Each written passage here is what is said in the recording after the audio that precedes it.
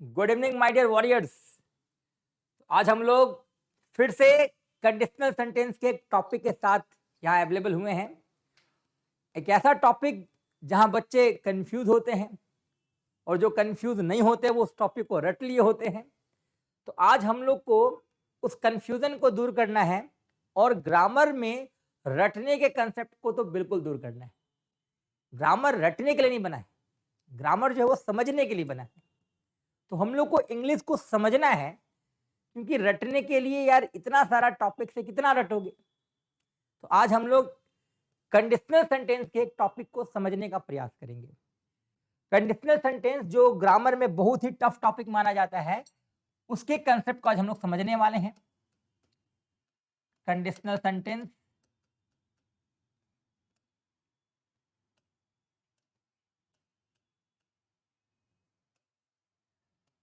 तो जहां तक कंडीशनल सेंटेंस की बात करें, इसमें एक सेंटेंस है जो पास्ट की कंडीशन से रिलेटेड है। लाइक सेंटेंस ये है कि अगर मैं शेर होता तो मैं तुम्हें खा जाता।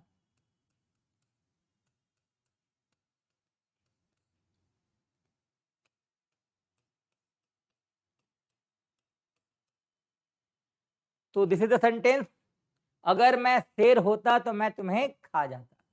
ये कंडीशनल सेंटेंस है, बिकॉज हम लोग यहाँ देख सकते हैं, यहाँ सेंटेंस के दो पार्ट हैं।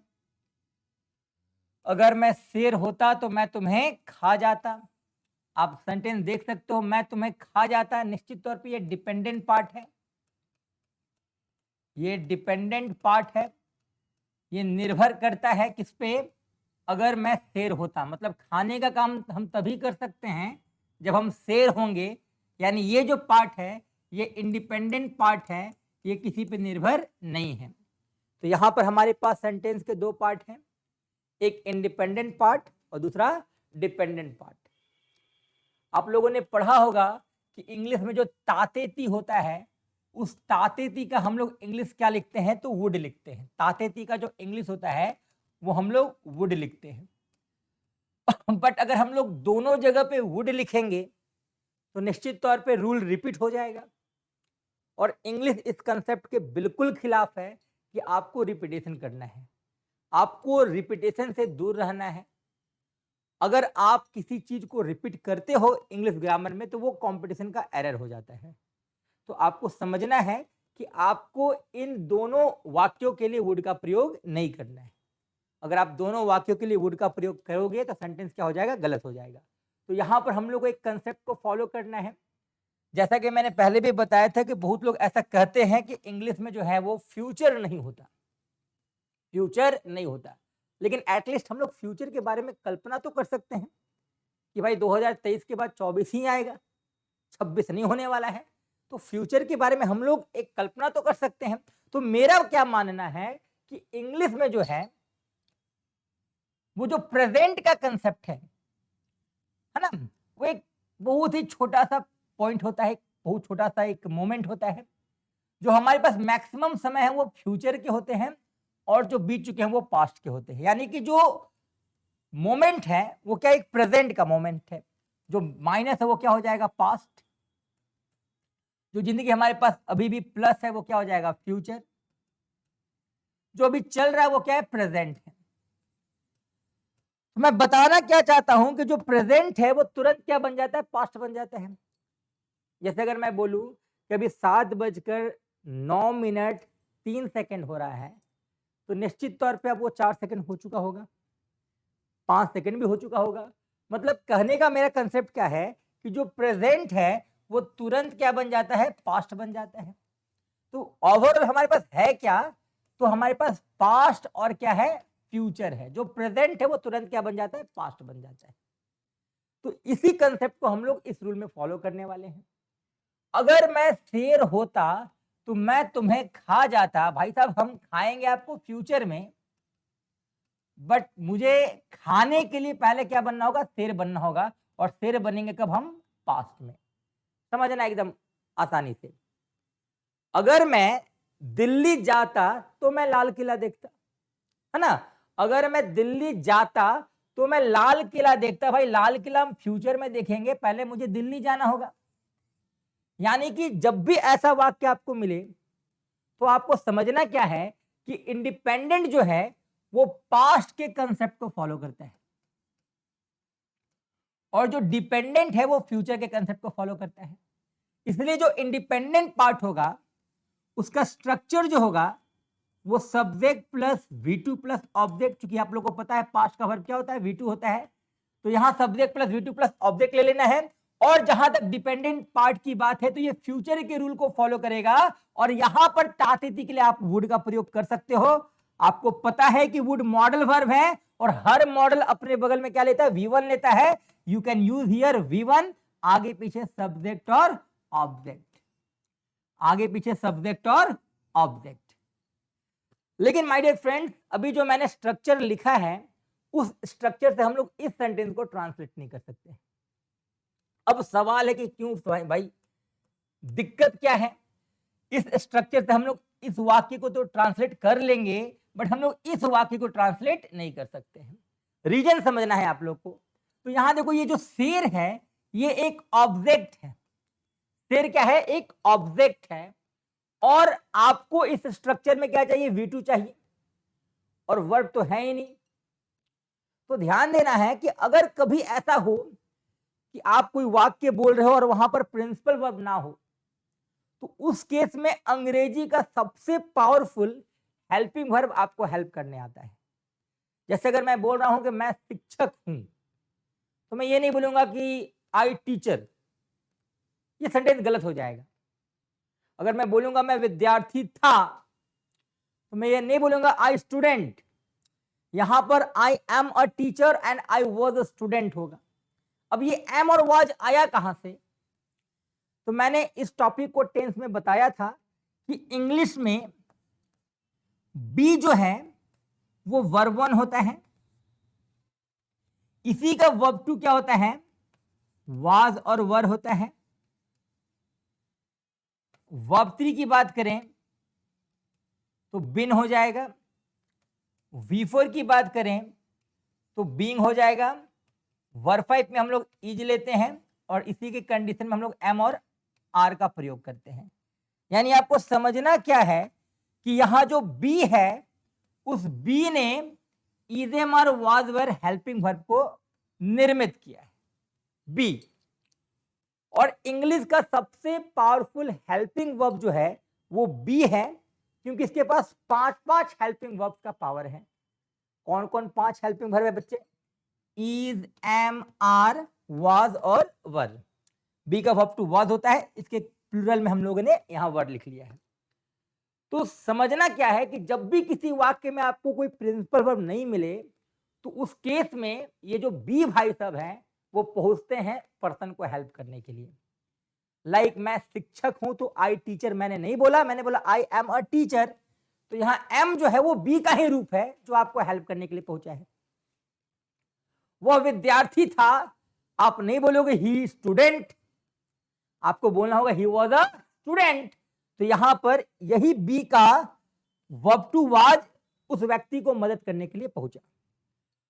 मतलब समझ लो कि बी सही में एक ऐसा वर्ड है जो बहुत ही मददगार है, इसलिए हम उसको हेल्पिंग वर्ब बोलते हैं, हेल्प करने वाला वर्ब बोलते हैं।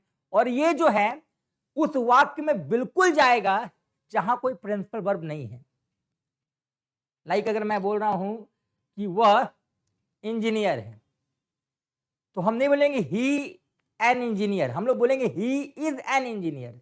रीजन क्या है इज आने का, क्योंकि यहां कोई वर्ब नहीं था। तो बी जो है अपने व्यक्ति को, अपने पर्सन को हेल्प करने के लिए पहुंचता है, और उस पर्सन को हेल्प करने के लिए पहुंचता है जहां कोई वर्ब ना हो। अगर सेंटेंस प्रेजेंट का है तो वो इज एम आर के रूप में हेल्प करेगा, like he is a student, वह विद्यार्थी है। अगर सेंटेंस पास्ट का है तो वो वाज वर के रूप में हेल्प करेगा, ही वॉज अ स्टूडेंट, वो विद्यार्थी था। और अगर सेंटेंस फ्यूचर का है तो वो V1 के रूप में हेल्प करता है, like he will be a student. तो ये जो बी है उसी जगह पे जाता है जहां पर कोई सेंटेंस में वर्ब नहीं है। आप देख सकते हो, मैं शेर होता, इस वाक्य में कोई वर्ब नहीं है, शेर एक ऑब्जेक्ट है, तो निश्चित तौर पे बी यहां हेल्प करने जाएगा। बट यहां ध्यान देना है, डिमांड किसका है? तो V2 का डिमांड है। डिमांड किसका है? V2 का डिमांड है, तो हमें बी का वर्ब टू ले लेना है। और जहां तक हम लोग बी के वर्ब टू की बात करें, तो बी का जो वर्ब टू होता है वो वाज और प्लूरल में क्या हो जाएगा? वर हो जाएगा। उसके बाद हम लोग ले लेंगे ऑब्जेक्ट। तो जो स्ट्रक्चर हुआ वो हो गया सब्जेक्ट प्लस वाज वर पर plus object, subject plus was were plus object. लेकिन यहां भी एक चीज आपको समझना है कि अगर मैं सेंटेंस लिखता हूं, अगर मैं शेर होता,